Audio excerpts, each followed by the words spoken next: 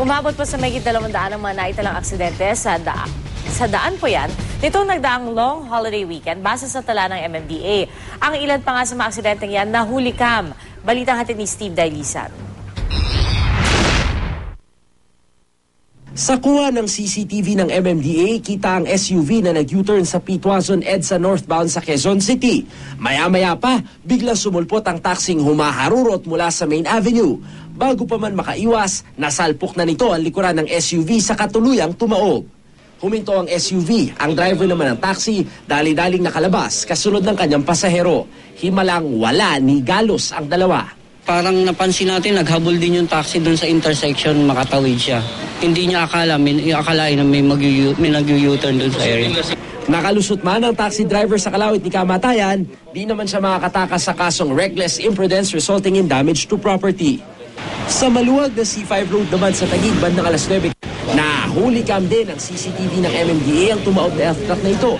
Kaagad rumesponde ang MMDA rescue team kaya naisugod ang 5 pahinante at driver nito sa ospital matapos magtamo ng sugat at bali sa katawan.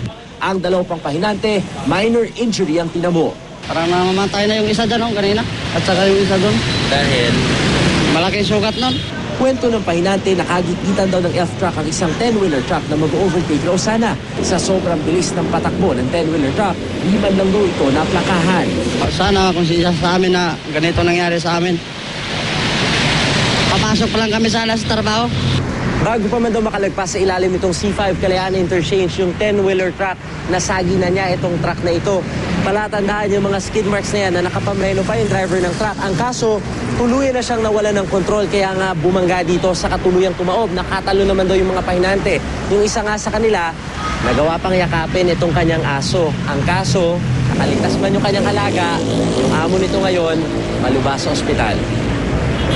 Nitong nagdaang long holiday weekend mula December 21 hanggang 31, umabot sa mahigit 200 ang bilang ng mga road accident na naitala ng MMDA Metro Base.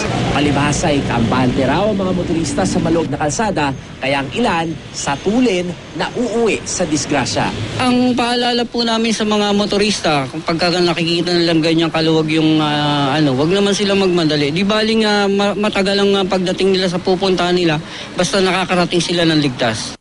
Steve Dailisan, GMA News.